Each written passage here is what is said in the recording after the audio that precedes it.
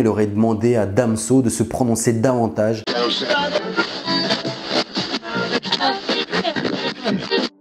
Hey! Bonjour à tous, c'est Nikita du Media Aloha News. J'espère que vous avez passé de bonnes vacances. J'espère que vous êtes bien doré la pilule et kiffé la vibe durant ces derniers mois. Quant à moi, je reviens pour un nouvel épisode d'Explique-moi si tu peux. Aujourd'hui, je vous parlerai de l'actualité. Qui dit l'actualité dit bien sûr les Clash et Booba. Et si je vous disais que les Clash de Booba étaient inspirés d'un livre? Je sais ce que vous me direz. Mais vous êtes fou!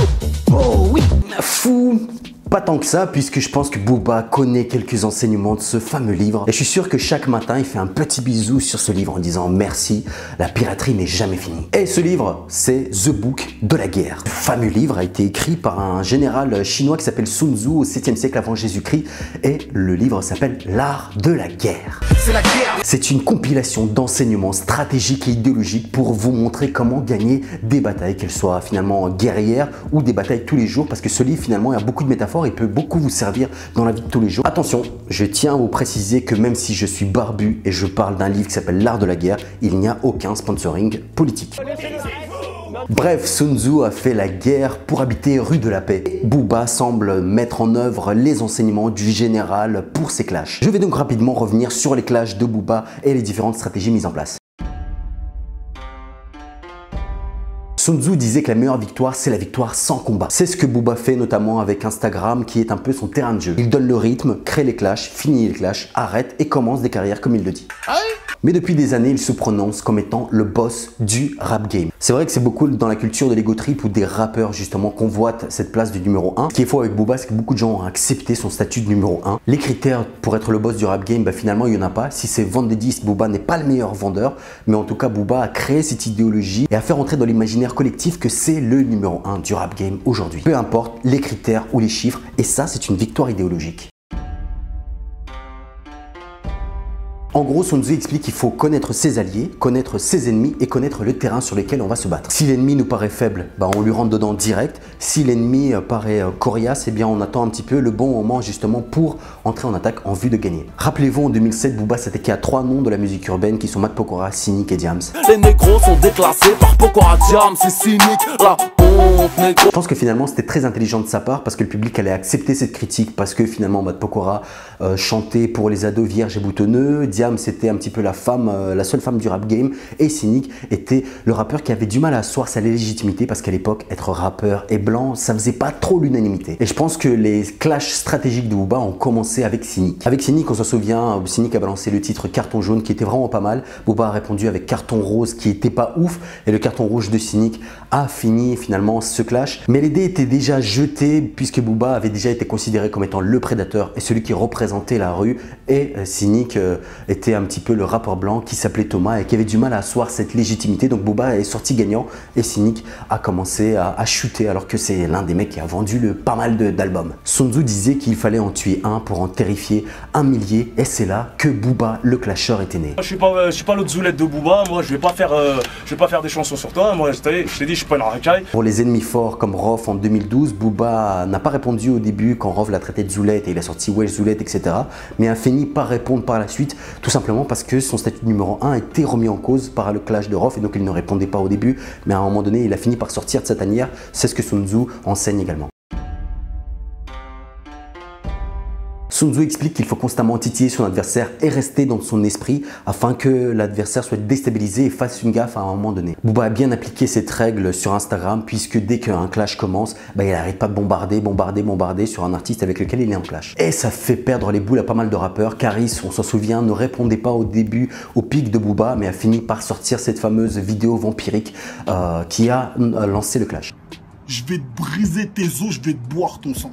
Dernièrement, avec Maître Gims aussi, Booba a commencé à titiller Maître Gims. Maître Gims a répondu de manière timide, mais finalement, il y a eu cette conversation un petit peu bizarre au téléphone qui a fuité et qui a quelque part avantagé Booba. Mais ce qu'il faut savoir, c'est que si Booba n'avait pas titillé Maître Gims dès le départ, cette conversation téléphonique finalement n'aurait jamais eu lieu.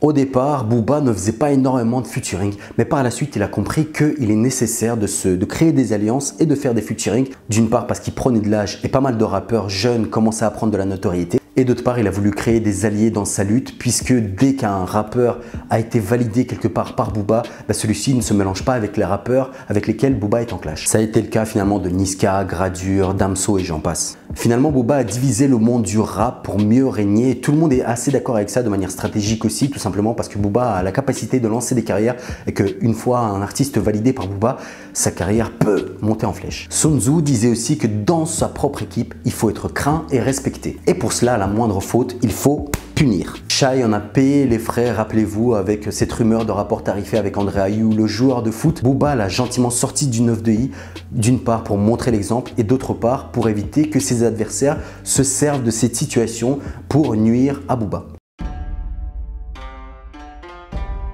Sun Tzu dit qu'il y a un temps pour combattre et un temps pour se retirer. Booba l'a très bien compris, notamment avec le clash contre Patrice Carteron. Donc il y a eu quelques échanges, mais rappelez-vous, Carteron était un petit peu parti en vrille en publiant les photos de la femme à Booba. Booba ne pouvait pas faire pareil puisque d'une part c'est immoral et de deux, tout le monde s'en fout un petit peu de la femme à Carteron. Il a donc décidé de se retirer avant que ça parte en cacahuète. Est-ce que sur tous les mecs que tu as clashés ou qui sont venus te clasher, Carteron c'est quand même pas le champion des casse-couilles?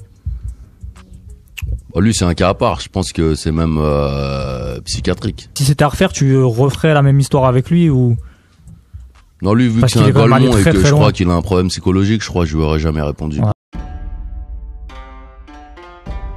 Ça, c'est la spécialité de Booba puisqu'il l'a fait avec pas mal d'artistes avec lesquels il a bossé. Quand il sent qu'un artiste avec lequel il collabore prend trop de poids et devient indépendant, eh bien, il essaie de rompre les liens avec lui sans perdre la face. Ça a été le cas notamment avec Caris et Damso dernièrement. Son outil principal, c'est l'ultimatum. Ça a été bien sûr le cas de Caris, mais plus récemment aussi avec Damso. L'hypothèse est que Damso avait signé pour 3 albums chez le 9 de I, il vient de les faire et donc il aurait décidé de voler de ses propres ailes. Ça plaît pas énormément à Booba puisque Damso rapporte pas mal d'argent à Booba puisque c'est l'un des rappeurs qui vend le plus ces derniers temps. D'autre part, le départ de Damso aurait été vu comme un aveu de faiblesse de la part de Booba. Le public aurait vécu ça comme un échec puisque Booba n'aurait pas su retenir son poulain qui vend déjà plus que lui. Du coup, je pense que Booba a lancé un ultimatum à Damso pour être gagnant à tous les coups. Et comment il a fait? Imaginons, il aurait demandé à Damso de se prononcer davantage dans les conflits qu'opposent Booba et ses ennemis. Ou bien Damso accepte et Booba un nouvel allié dans ses clashs, ou bien Damso refuse et il y a une raison qui est autre que contractuelle pour la rupture et pour que Booba fasse la séparation avec Damso. Mais si des rapis voient cette vidéo ou Booba, je sais ce que Booba me dira. Va te faire niquer, toi et tes livres. Merci beaucoup, j'espère que cette vidéo vous a plu. N'hésitez pas à liker, à partager parce que c'est très important. Vous allez peut-être vous dire pourquoi on a fait cette vidéo. D'une part, tout simplement parce que les interactions sociales sont souvent des enjeux de pouvoir et ça, vous devez le savoir. Et de deux, tout simplement pour vous inciter à lire. Ça fait très Pascal le grand frère ce que je raconte, mais c'est très important. Moi, j'ai commencé à lire très tardivement, mais je me suis rendu compte que ça m'a ouvert pas mal de portes, celle de l'esprit notamment. Donc n'hésitez pas à lire, n'hésitez pas à commenter, à liker et à nous suivre. Et je vous dis à très bientôt. À très bientôt. Que du charbon, main pleine de sang, jeunes sans espoir, ils ont blanchi Jésus. Mais t'es mat, Tess et les squats.